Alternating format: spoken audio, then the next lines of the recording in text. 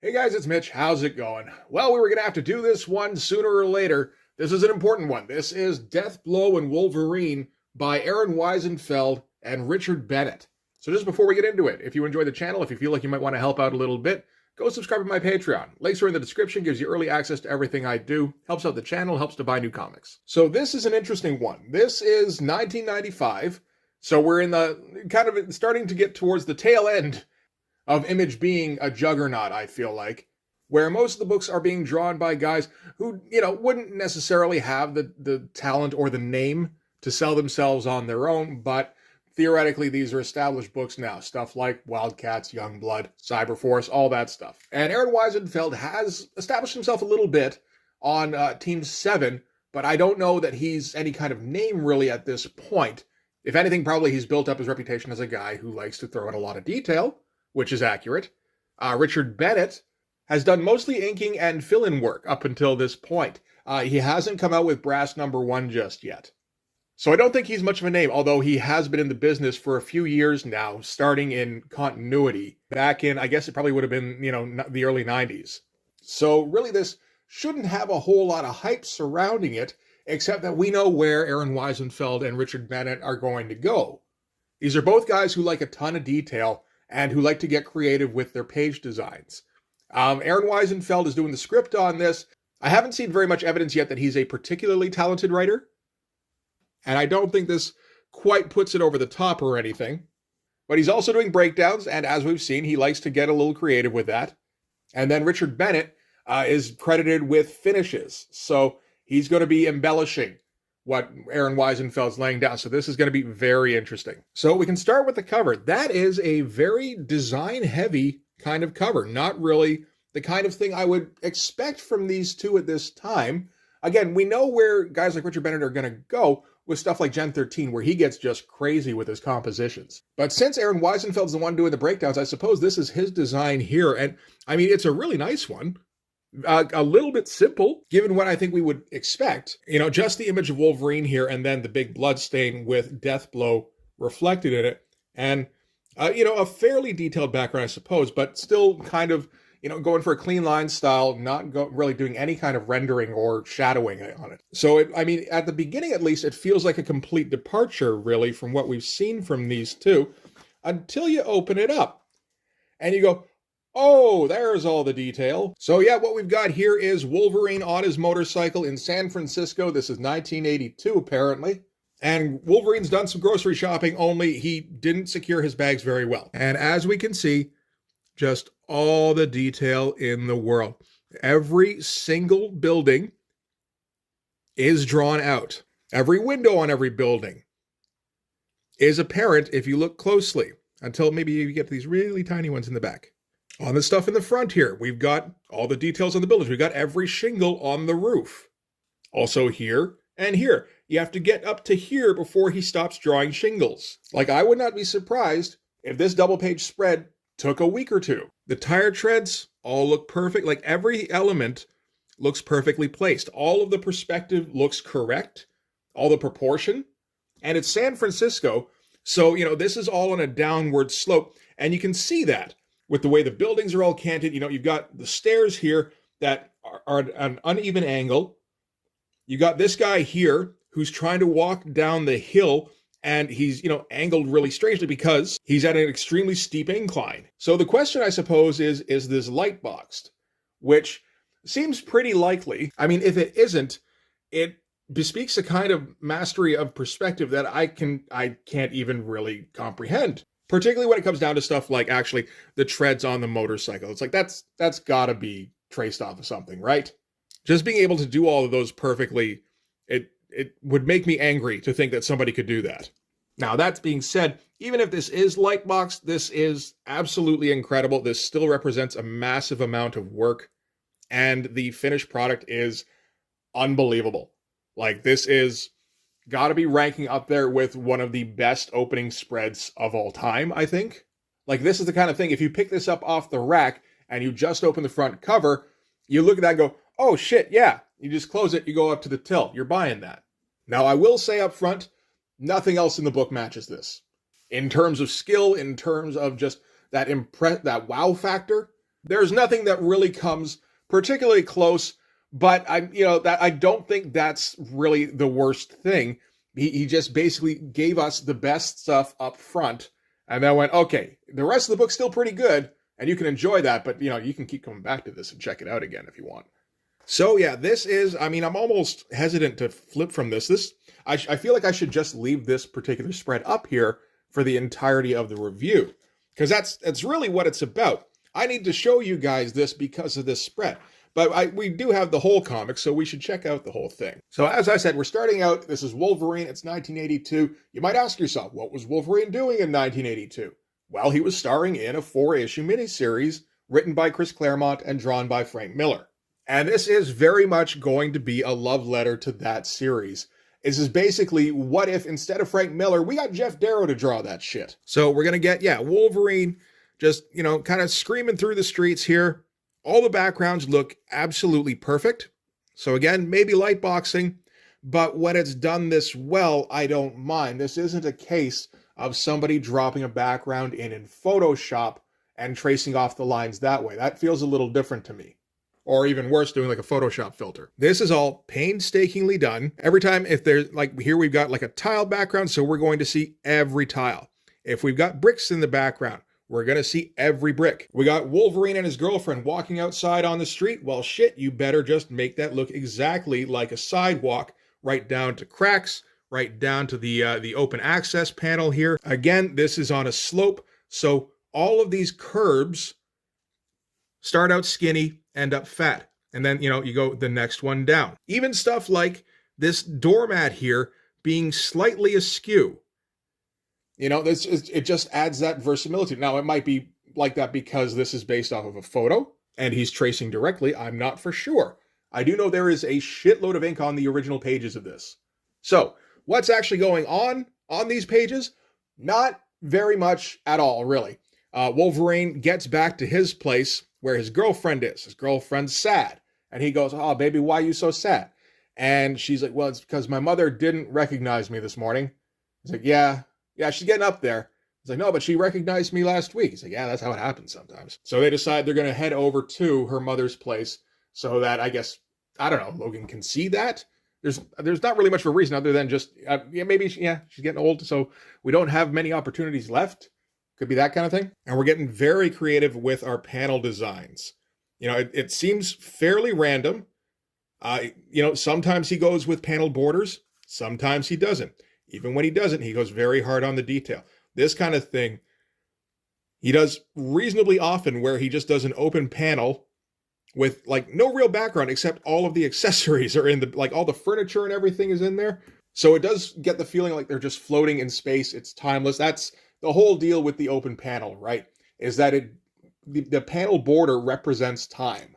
If you get big panels, you linger on them longer. It's a longer expanse. If you get skinny panels, it's a shorter moment because you see it quickly and you move on. Without a panel border, it feels like there is no time. This is just an endless moment, which is kind of the deal. Wolverine, and walks into the apartment and his girlfriend just says hi, and it's like he doesn't know what to do with himself. So now we've got Wolverine and his girlfriend walking over to his girlfriend's mother's place. Again, every goddamn brick, every person here looks, like properly proportioned. They're not just outlines either. They've all got, they've all got shirts and pants. You can see the seams in their shirts. When they get to her mom's building, every friggin' detail of that building is apparent and looks to be exactly accurate in terms of proportion. It's just insane. Here's another one of those borderless panels, which I don't know if it really works as well, because this is colored by Monica Bennett. It feels like it's colored. I suppose it's not watercolored, but it definitely has that kind of feeling to it. And with the background here stretching over into this panel, it does really look like we're just looking up at the building and Logan and his girlfriend are flying at us. So maybe that's a little bit more on the colorist than anything. They get up to Sung's mother's apartment. Sung is Wolverine's girlfriend. Sung's mother opens the door and she says, "Sung, I wasn't expecting you. Who's your friend?" And Sung is extremely weirded out by this. At first we're thinking, so is she weirded out because her mom got her memory back and she recognized her? And they go inside, they sit at the table. Wolverine's like, well, it looks like she's got her memory back. You know, her English is a little off, but, you know, it's pretty good still. And Sung tells us, my mother never spoke English. It's like, oh, that's a little different then. And this is our Wolverine here, with his gigantic eyebrows. This is a very weird-looking Wolverine. And, you know, this is going to stay consistent. You know, I assume this is Aaron Weisenfeld's penciling for the most part. And Aaron Weisenfeld would just go on to become a fine artist. That would become his profession. So this is just a choice he's making. Which, I mean, like, all right, why not, I guess. He does feel a fair bit more animalistic, which I think is the point. So, with the knowledge that Sung's mother doesn't speak English, now that adds a bit more tension to the proceedings. Sung's mother asks if anybody wants more tea. And Sung's like, okay, this is just weirding me out. I got to take off. And, you know, goes to the front door, but before she can get there, her mom cuts her off and smacks her across the face. And then tucks her elbows back and just goes, "Aye!" And Wolverine's like, what the hell? And then Frank Miller ninjas bust in through the window. So yeah, this is full-on miniseries stuff. They break out their katanas. Wolverine gets ready, you know, got the claws out. Again, they look kind of like the Frank Miller claws, kind of squared off and everything. I think that, again, that was intentional. Wolverine gets kind of boxed in between the ninjas and the mom, who also has herself a katana. So I guess that was just in among the kitchen implements. And I think what happens, this is a little unclear. I think what happens is he flings himself back, throwing his claws out, and claws open the mom and maybe the ninja, and mom falls over, having gotten her chest clawed open. So we're going for a fair amount of moment-to-moment transitions. Or, you know, pretty, like, not quite action to action. So everything feels a fair bit like it's moving in slow motion.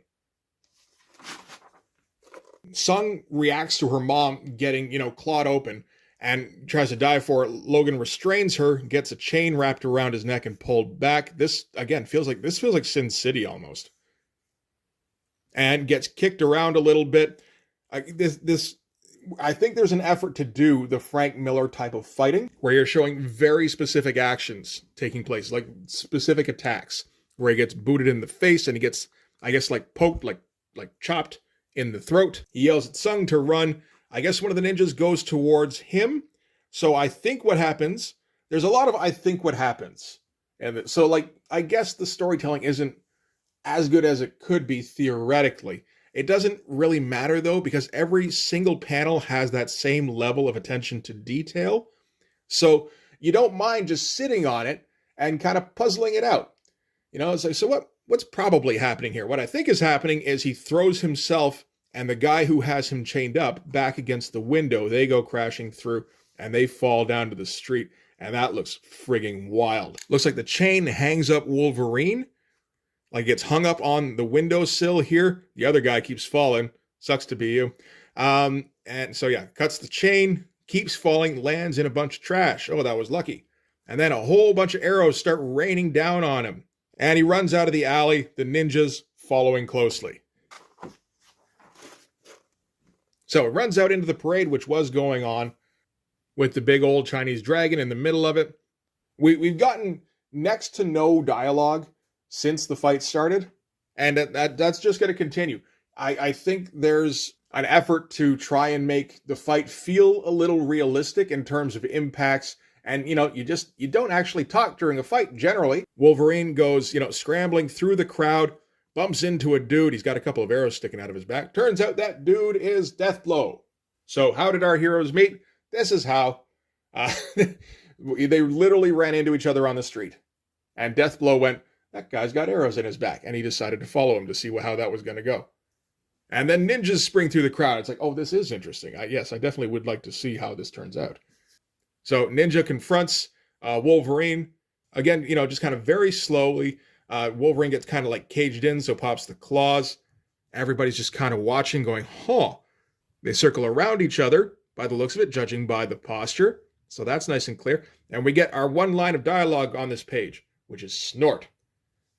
So again, going for that animalistic Wolverine, I think. But like, again, just, you know, you got to point out the detail every once in a while. Like, this is unnecessary. I assume all of the Chinese writing here is accurate. And, you know, the newspaper box and everything inside the newspaper box looks correct. You know, right down. I bet if I got out a magnifying glass, this was words. And now we got a couple of pages where it feels like, he kind of let off the pressure a little bit. Wolverine lunges at the ninja, and they kind of pass at each other. Wolverine does like a sweeping claw attack, I suppose, while the ninja takes a swipe with the sword. Again, feels very Frank Miller, where guys are just like frozen in space. And then they land on the other side of them, and Wolverine got the worst of it. Because this is 1982, Wolverine isn't an unstoppable killing machine. He's just a brawler with claws, who can take a punch better than most people. So Ninja gets ready to deliver the coup de grace. Deathblow pushes his way to the front very slowly. Maybe that's going for that feeling of like, being like dreamlike. You can't get there soon enough. So eventually pushes his way through, grabs the guy, throws him to the ground. And when the ninja gets up, Deathblow shoots him in the head. All right. And yeah, it is interesting. Like the figures, he's not going nuts on detail, and I feel like that's very much on purpose. And stuff like this where the background just disappears, I mean, on the one hand, they do need every single advantage they can get in terms of the schedule, because this isn't just Image where you can, just release shit whenever you want. This is also Marvel. Marvel likes to work on a schedule.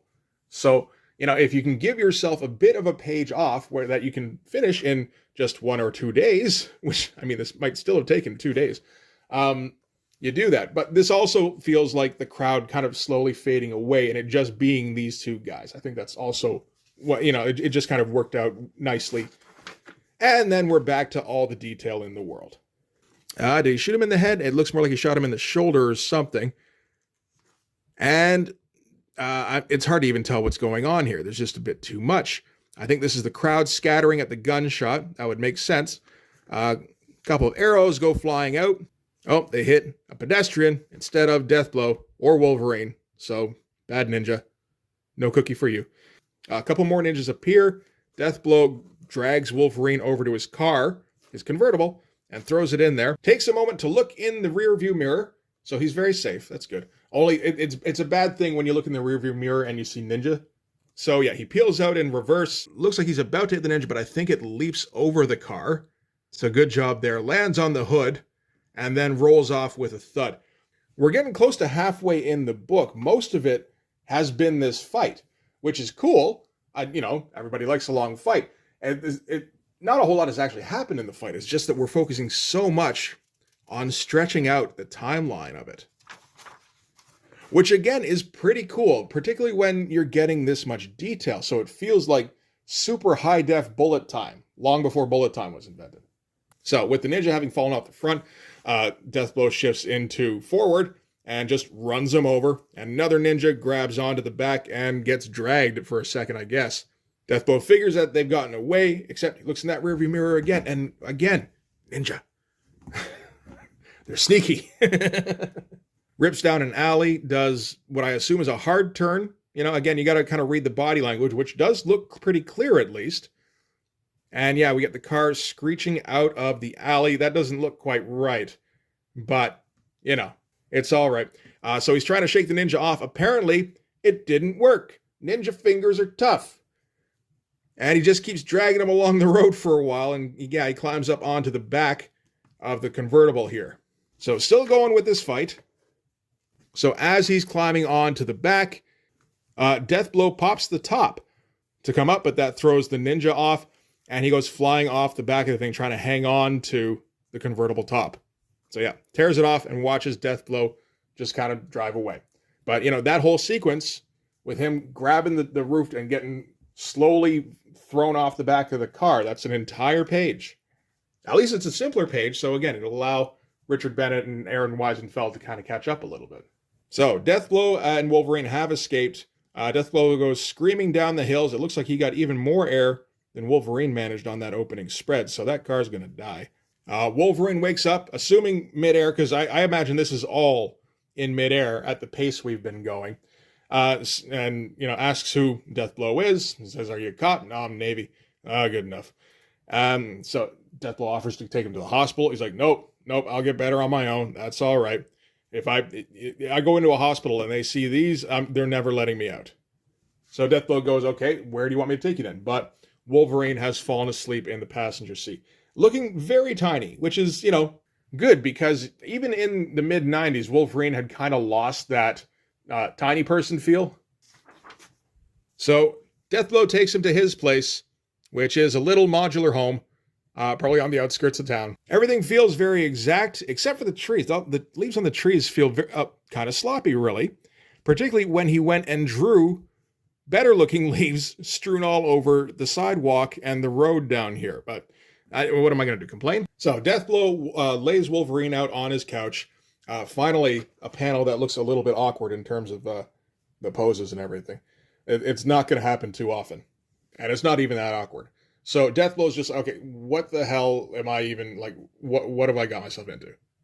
Checks in his coat for his wallet, pulls out all of his documents here, and he's got Polaroids of himself in costume. So, all right. I mean, that explains things a bit, I guess. Deathblow recognizes Department H, which I guess he's got an ID card in here somewhere, so that's something. And finds a letter, and this, which I guess reminds him of a letter he's received, and he pulls them up to compare them. I think he's comparing the handwriting here. So Wolverine starts to wake up, so now they can have a little bit of a chat about what exactly is going on. Deathblow tries to get information out of Wolverine about what, you know, why these people are after him. Wolverine, of course, tries to shove him off. Deathblow shows Wolverine the letter that he received that matched the letter Wolverine had. Wolverine's like, okay, so? And Deathblow says, well, this is a letter from a buddy of mine saying he needs my help. Look at the address he asked me to come to. Wolverine's like, okay, that's my house. That's weird. Maybe it has something to do with those ninjas? No, probably not. And as he's saying that, a bright light breaks into the window, and a motorcycle goes screaming into the house with ninjas on it. Ninja cycle is go. Deathblow goes flying out, I suppose, the opposite window. Yeah, because there's the tire of the motorcycle right there, so I guess it pushed him through. Apparently the deal with Deathblow is similar to the deal with Wolverine in that he heals at an accelerated pace, which is not something I even knew. I don't even know if that was in Jim Lee's original conception of the character. So I guess getting knocked flying into his convertible, that's not going to hurt too bad, or at least it won't in a minute. But this whole sequence is great, where they're just, chatting, and then all of a sudden the bright light of the motorcycle comes in through the window. And, Ninja Cycle is just always a good time. This is a good example, though, of Richard Bennett's inking. He's very nice. Like, his feathering is just very smooth, which is not something I've ever really noticed about Richard Bennett before. When you notice Richard Bennett, what you notice is detail and crazy compositions. But no, he's actually quite an accomplished inker by the looks of it. He does some pretty thick inking for outlines, but even then, there is varying of line weights that seems to be kind of aesthetically pleasing. Okay, so anyway, Deathblow gets knocked into his car, and I guess he turns it on and drives back into the house through the wall where Wolverine is being surrounded by ninja, takes a quick hack at a guy, and then leaps into the car. I do like that this is, the early version of Wolverine before he's supposed to be able to do moves. He just swings, and then sometimes he gets lucky. But anyway, it hops into the back of the convertible as Deathblow is starting to back out, and they tear out of the house and over the neighbor's lawn and down the street. But, a lot of those moment-to-moment, action-to-action transitions, just letting you kind of and sit on the panel and just kind of soak it up and go, okay, this is what's going on. Yeah, that's all reasonably clear after I've checked it out for a while. Oh, I like this here where Deathblow's driving down the street and you get all the motorcycles coming out of them. Motorcycle ninjas are just the best. I got a sequence coming up in Blood Force involving ninjas in the Himalayas. So I can't do motorcycle ninjas, but maybe I can give them all like ski-doos. I think that would be all right. There has to be some sort of unconventional method of transportation for ninjas. Wolverine takes Deathblow's gun, takes a couple shots. You get the impression he doesn't really hit much of anything. And not much really being established in the dialogue here. They're just kind of bitching back and forth. It's like, go back to Chinatown. Sure, we'll just do whatever you like. Meanwhile, my house is destroyed. Who's going to pay for that shit? I was like, well, you have insurance? Yeah, for like fire or theft or like lightning. I don't have ninja insurance. Given that this is the joint Marvel Image universe, you probably should have ninja insurance. So, okay, they go driving back to Chinatown. I guess that parade is still going on, or it's just always a crowded street. So they can't really make much headway. So they end up just abandoning Deathblow's car in the middle of it. But they're not too far from Wolverine's place. So, you know, I'm just going to leave it. And I guess they'll come back to it, assuming that it is still there. And they're getting watched by more ninja as they walk down the streets. Nice poses. Like, I like how natural that looks. That's a whole lot of foreshortening in there. So anyway, they get back to Wolverine's place. And it turns out the door is open.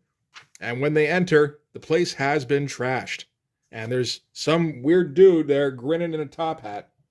That's never a good sign. Who says he's not the one responsible for the mess, but his girlfriend has been kidnapped. And she's in grave danger. And there's some plan that's been set in motion that she is at the heart of that could result in the destruction of San Francisco. Wouldn't that be awful? So, yeah. Any ads for Marvel stuff in here? Not really, eh? It's all kind of an image production. And that's our back cover there. Weird drawing. But really going for, again, that animalistic look for Wolverine. I think trying to emphasize that he's not incredibly muscled. I mean, like his shoulder is, but not his midsection. His midsection's a little, like, flabby. And super cross-hatched. I don't have a problem with that. So, yeah, that is Deathblow and Wolverine #1. So, in terms of art, I mean, if you're a detail hound, like, this is about as good as it gets. It's on a par with Jeff Darrow shit. The compositions are great, the action's pretty fun, and there's just a million little lines describing everything. In terms of the story, well, I mean, there's not very much. It's really more of a setup kind of thing. This is the kind of issue where it'd be like, man, as a 4-issue series, it might be a little bit tight, but it looks like it's going to be a lot of fun. The problem is this isn't a 4-issue series. This is a 2-issue series. So everything is going to get resolved in the next issue. And you might be like, resolved? We don't even really know what the problem is yet. Other than, you know, ninjas. Deathblow doesn't really have any kind of reason to be in this comic. Aside from, I suppose, he got his house trashed. But I imagine that just happens to Deathblow all the time anyway. This really is a case of Wolverine gets attacked by ninjas. Some bystander happens to have a gun. See you in issue 2 for the thrilling conclusion. And I mean, like, there's some fun action in issue 2. We will hit issue 2 at one point. But I mean, yeah, in terms of story, like, the word slight seems generous, but this is a case where the artwork is so good that it doesn't matter. You kind of need to read it anyway. That's the thing that came up in the Discord recently, actually, was, you know, are you okay with reading a book that doesn't have much in the way of story if the art is good enough? It's like, well, kind of, but I mean, the art has to be really, really good for me to be okay with that. And this is that case, I think. It is also the bar for me, where, you know, anything less than some kind of masterpiece, I don't think I can read if it doesn't have a half-decent story, which this doesn't really have. But yeah, no, this is the kind of thing where it's like, all right, no, this is, you just need to look at the pretty pictures, and there's a lot of pretty pictures. Oh, sorry, I'm depriving you. There we go. Once again, to remind you why you should probably buy this book. Anyway, as I said, we'll do #2 at some point in the fairly near future, but for this one anyway, that's going to do it. Thanks very much for watching. If you like this video, please hit like, hit subscribe, hit the notification so you know when the next one's coming out. Go over and subscribe on my Patreon. Gives you early access to everything I do, from the Blood Force stuff to the YouTube videos before they get uploaded to YouTube, as well as some Patreon exclusive content. You can also follow me on Instagram and DM me there for commissions, and you can go and join the Blood Force Discord server. But yeah, that's going to do it. God damn, that's an incredible spread. Thanks very much for watching, guys. I'll see you in the next one. Bye-bye.